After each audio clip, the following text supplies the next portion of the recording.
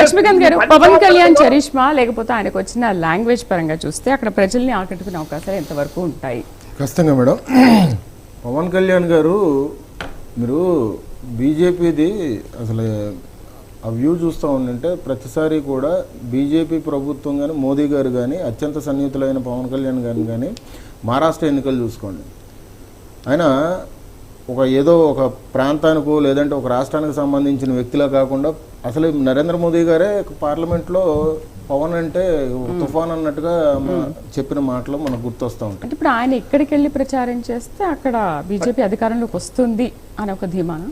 అంటే అక్కడ ఏంటంటే పవన్ కళ్యాణ్ గారి వల్ల ఓట్ల ప్రభావం చాలా ఎక్కువగా చూపిస్తూ ఉంటుంది. అంటే భాషా ప్రకారంగా కాకుండా ఒక సినీ గ్లామర్ అన్న చూసుకోండి, ఆయన చేసిన సేవలన్నా చూసుకోండి, అక్కడక్కడ ప్రాంతీయ పార్టీల ప్రకారంగా అక్కడ ఉన్న నాయకులతో సన్నిహిత సంబంధాలన్నా చూసుకోండి.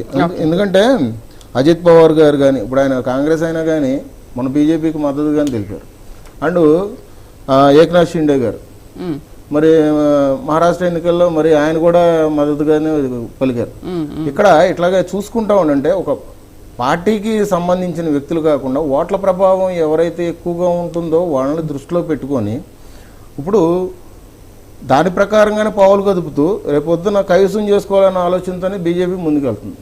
దాంట్లో ఇప్పుడు నేను ఇందాక నుంచి నేను చెప్పిన విషయాలన్నీ కూడా అంటే రాష్ట్రాల వారీగా అభివృద్ధి పనులు లేదంటే అక్కడ ఉన్న చిన్న చిన్న సమస్యల విషయం మీద అక్కడ నాయకులకు ఉన్నటువంటి వ్యతిరేకత గురించి ఇవన్నీ నేను చెప్పిన దాని ప్రకారంగా చూసుకుంటా ఉంటే బీజేపీకి కేంద్రంలో ఉన్న బీజేపీకి ఇది పెద్ద విషయం కాదు, చాలా ఈజీగా వచ్చేస్తాయా, చాలా ఈజీగా కైవసం చేసుకుంటాయని చెప్తున్నా. అందుకనే బీజేపీ విస్తరణ అనేది తథ్యం, గెలుపు కూడా ఖాయం అని చెప్తున్నాం మేము. మధు గారు, డబుల్ ఇంజిన్ ప్రభుత్వం నిజంగా అభివృద్ధికి దోహదపడుతుందా లేకపోతే ఇది ఒక రాజకీయ నినాదమైన? ఎందుకంటే ముగ్గురు మాట్లాడదాన్ని బట్టి చూస్తుంటే వీళ్ళ ప్రచారంతో ప్రజలు ఆకర్షితులు అవుతారు, ఖచ్చితంగా బీజేపీ ఈ 4 రాష్ట్రాల్లో కూడా అధికారంలోకి వచ్చే అవకాశం ఉంటుందని అంటారు. ఇప్పుడు బీజేపీ అనేటువంటిది సెంట్రల్లో బలంగా ఉండేది మాట అయితే వాస్తవం. అంటే నరేంద్ర మోడీ గారి నాయకత్వం ఇప్పుడు కాంగ్రెస్ పార్టీ ఇప్పుడు అంత బలంగా లేదు, వేవ్ లేదు కాంగ్రెస్ పార్టీకి. అది ఎవరైనా ఒప్పుకోవాల్సింది, పార్టీలకు అతీతంగా ఒప్పుకోవాల్సింది. నరేంద్ర మోడీ గారి పాలన కానీ నరేంద్ర మోడీ అనుసరిస్తున్న విధానాలు కానీ ఆయన మనం తప్పుపట్టేటువంటి అవసరం లేదు, అవకాశం కూడా లేదు. ఎందుకంటే ఆయన ప్రపంచంలో ఉంది, ఇప్పుడు బీజేపీ ప్రపంచంలో ఉంది దేశవ్యాప్తంగా. ఇప్పుడు మన విజయశేఖర రెడ్డి గారు మాట్లాడేది చూస్తూ ఉంటే ఆడికి పోయి మన వాళ్ళు ప్రచారం చేస్తే వచ్చేటువంటిది 0. ఎందుకంటే మోడీ గారు చరిష్మా ముందు వీళ్ళందరూ వేస్ట్ అండి. ఎందుకంటే వీళ్ళు పోయి ఓట్లు పడేటువంటిది ఏం లేదు. ఈరోజు మన నాయకులు పోతే అన్ని రాష్ట్రాలకి ఒకటే అడుగుతారు, ఏంటంటే మీ రాష్ట్రంలో డ్రగ్స్ పట్టుబట్టి ఈ విధంగా ఎంపీలో డ్రగ్స్ పట్టుబడుతున్నారు, మాకేమన్నా మా రాష్ట్రాలకు తీసుకొచ్చి డ్రగ్స్ అమ్ముతారా అనేటువంటి పరిస్థితి ఉంది మేడం. ఇంకోటి పవన్ కళ్యాణ్ గారి గురించి నేను ఒక విషయం చెప్పదలుచుకున్నా. మొన్నే మన తెలంగాణలో కూడా మున్సిపల్ ఎలక్షన్స్ జరిగాయి. పవన్ కళ్యాణ్ గారు కూడా నిలబడ్డారు, అతను నిలబెట్టారు, కొన్ని సీట్లు ఇచ్చారు. ఇంచుమించుగా 329 స్థానాల్లో మున్సిపల్ స్థానాల్లో ఆయన నిలబడితే ఆయనకు వచ్చిన ఓట్ల సంఖ్య ఎంత అంటే 237 ఓట్లు మాత్రం వచ్చాయి. అంటే స్థానాలు వచ్చి 329 స్థానాల్లో నిలబడితే ఆయనకు వచ్చిన ఓట్లు 237 ఓట్లే. అంటే మీరు చూడండి, ఒక స్థానంలో అయితే ఈ మధ్య కరీంనగర్లో చెప్తున్నారు వాళ్ళ ఇంట్లో 6 ఓట్లు ఉన్నాయంట, ఆయనకు పడ్డ ఓట్లు 2 అంట, నాకేంది 2 ఓట్లు పడ్డాయని చెప్పి మళ్ళీ రీకౌంటింగ్ పోతే ఒకటి అయింది. అంటే వాళ్ళ ఓట్లు వాళ్ళ ఇంట్లో ఫ్యామిలీ ఓట్లు నిలబడ్డటువంటి వ్యక్తి ఫ్యామిలీ ఓట్లు 6 ఉంటే ఆయనకు పడ్డ ఓట్లు 1.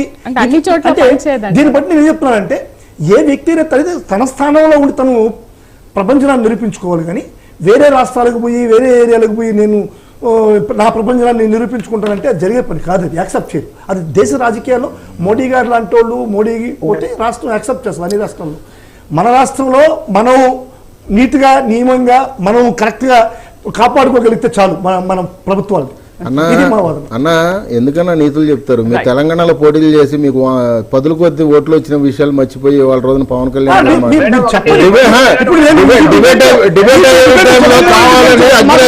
చూడండి.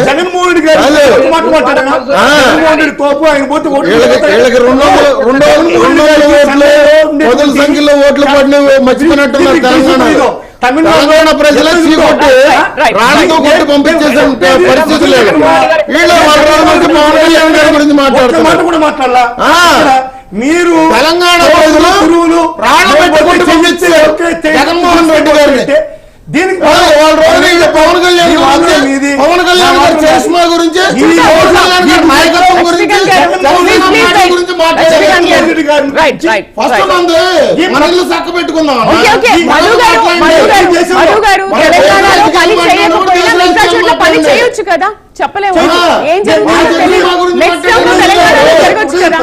నేను ఒకటే చెప్తాను, మీరు అవుననుకున్నారు జగన్మోహన్ రెడ్డి గారు ఆయన జడ్జిమెంట్ తీసుకోమనండి.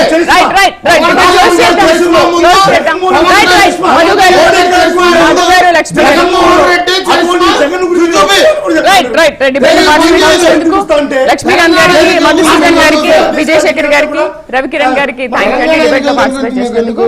ఇది వాళ్ళ హాట్ టాపిక్. రేపటి హాట్ టాపిక్ లో